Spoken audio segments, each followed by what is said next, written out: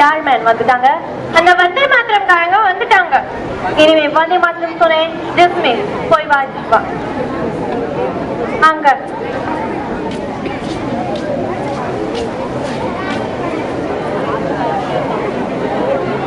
Mister pinch, என்ன சமாச்சாரம்? ஏன் அழைத்தீர்? ஓ மிஸ்டர் பிள்ளை, கலெக்டருங்க மரியாதை கொஞ்சம் குறையிலே. No respect. உம்மை மனிதர் என்று மதித்ததால் தான் உமது அழைப்புக்கு மரியாதை கொடுத்து இங்கு வந்திருக்கிறோம். Who is this man? Oh, இந்த பரதேசி மேன் பேர்தான். மிஸ்டர் பிஞ்ச், யார் பரதேசி? இங்கு குடியேறிய பிற நாட்டானுக்குத்தான் பரதேசி என்று பெயர். இவர் பாரதத்தின் வீர தலைவர்களுள் ஒருவர், சுப்பிரமணிய சிவம். ஓ என்ன மேன் மிஸ்டர் சுப்பிரமணிய சிவம்? என்ன விடுங்கள் பிள்ளைவாள், பாவம் தமிழ் அறியாதவர். ஓய், சவம் என்றால் செத்த பிணம் என்று பொருள். நான் ஜீவனுள்ள சிவமையா சிவம். ஓ ஓகே மிஸ்டர் சிவம். என்ன மேன், நீங்க போற இடமெல்லாம் ஒரே ரகலையா இருக்குது. ஏன்னா இது பிரிட்டிஷ் அட்மினிஸ்ட்ரேஷன் நடக்கிற நாடு நினைச்சீங்களா இல்ல உங்க சொந்த வீடு நினைச்சீங்களா? அப்படித்தான் நினைத்திருக்க வேண்டும். உங்கள் பேராட்சியில் இதை பயங்கர காடாக மாற்றி விட்டீர்கள். எஸ் நாங்க காதாக்கிட்டோம். அதை நீங்க சுடுகாட்டுக்கு பாக்குறீங்களே. மனுஷ வாயில நல்ல வார்த்தையே வராது போல இருக்கே. எப்படி மேல் வரும்? எப்படி வரும்? Police report. நீங்க சத்து மீறி எவ்வளவு பெரிய குற்றமெல்லாம் செஞ்சுக்கீங்க தெரியுமா? நீங்க பயங்கரவாதிங்க மேன். உங்களை பார்த்தாலே குற்றமெல்லாம் எரியுது மேன், எரியுது. எரிகிறதா? எரியட்டும். உன் உள்ளம் தான் ஆதிக்க சூடு பிடித்து எரிகிறது. நம்மை பார்த்தாலே எரிகிறதாம். நாங்கள் என்ன நெருப்பா? நெருப்ப சக்கர எரிமல மேன். நீங்க நடந்தா உலகமே நடக்குது. பேசினா புரட்சி வருது, எப்படின்னா கலகம் வருது. மந்திரவாதிங்க மாதிரி சின்னங்களை ஆட்சி வைக்கிறீங்க மேன், ஆட்சி வைக்கிறீங்க.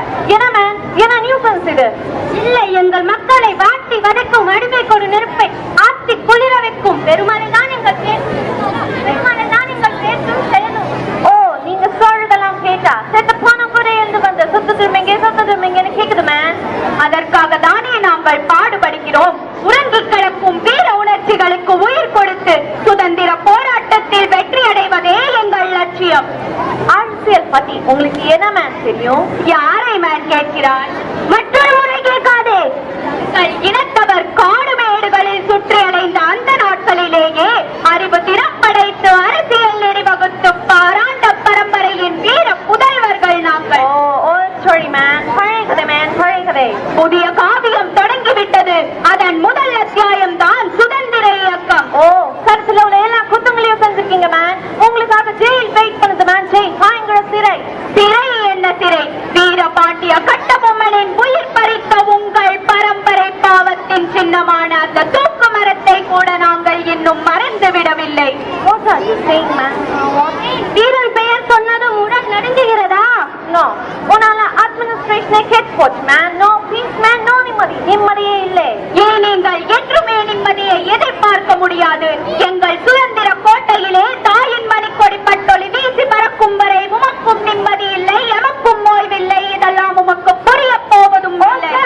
நீங்க ரெண்டு பேரும் இந்த சில விட்டு வெளியில போகணும். அது மட்டும் இல்லை பாலிடிக்ஸ் பத்தி அரசியல் பத்தி பேச மாட்டேங்க. ரைட்டிங்ல எழுதி கொடுக்கணும் மேன், எழுதி கொடுக்கணும். எழுதி கொடுக்க வேண்டுமா?